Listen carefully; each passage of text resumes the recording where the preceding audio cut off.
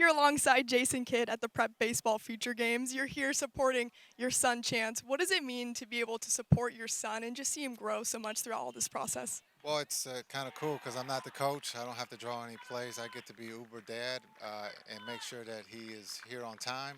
Also, just to be supportive and then make sure I get him to the right place at the right time and then also make sure that he eats. So it's kind of cool to play this role. And it's not basketball either. You get a little break from the hardwood and now out to fields. What's that process been like for you just getting into the world of travel baseball and all that comes with it? Yeah, I know nothing about travel baseball, but this is incredible when you talk about the best players in the country being able to come for the week to not just to play, but to get to know each other and start those relationships, and then also start that journey. But it's really cool. Baseball is a little bit different here. When you talk about me as a baseball player, we didn't have AstroTurf. We didn't have the best of the best, but this is great for the kids to be able to experience this, and PBR puts on a great event. Yeah, what's been your first impression getting to Lake Point and just seeing how this event is run? When you talk about Lake Point, the facilities are like no other. This is again the carpet, and for parents, we have shade, so that helps when it's sunny. But again, when you talk about this, not just the baseball facility, but the basketball facility and volleyball, soccer fields, they have everything. This is a one-stop shop, and so again, I think it's one of the best facilities in the country. I want to talk a little bit more about being a father too and just balancing those expectations for your son. Obviously, everyone wants to live up to expectations, fill in shoes, but how did you manage that with Chance? Yeah, I think that's a great question when you talk about expectations. For me, it's just to have fun and then ask the question, did you get better today? No matter if you win or lose, it's about did you get better and what kind of teammate were you today? Were you a good, positive teammate? Those are the only questions I ask in the car.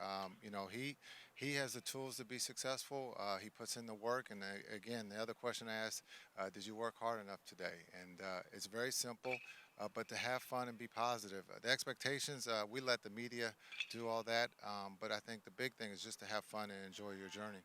Are you throwing a lot of BP out there for him? That's a great question. You got to ask him. That's who I do. It's surprisingly, some days are good, some days are bad.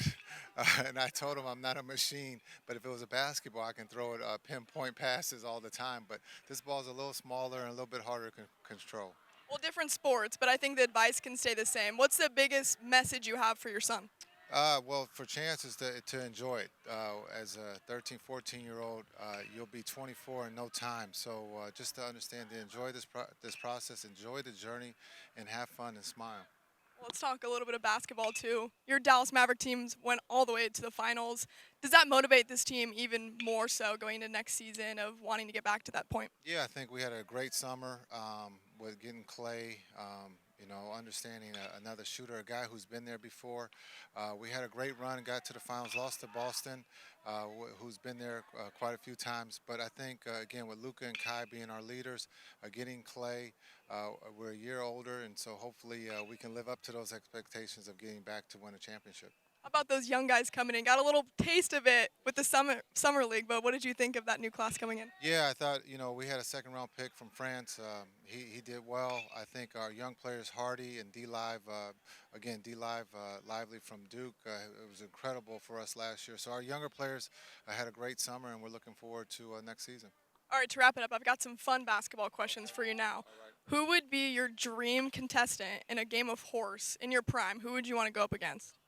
Someone who couldn't shoot. uh, that's a great question. In my prime, I would want to go against Steph. I mean, he's as good. You want to go against the best. So, in a game of horse, I would go against Steph, not Luca. Luca is an incredible horse player. So I would not. I'll stay away from Luca. What's the best ever jersey swap you've done throughout your career? What's the coolest jersey or piece of memorabilia you've gotten from another player? I don't know if it's a jersey swap, but getting a jersey, getting the MJ jersey, Michael Jordan jersey, I don't think he wanted my jersey. So, but to be able to get his jersey was incredible. All right, last one. Any superstitions in basketball? We have so many in baseball, but does it carry over to the basketball as well? Yeah, there are superstitions in basketball. Same shoes if you a triple double or if you got a W.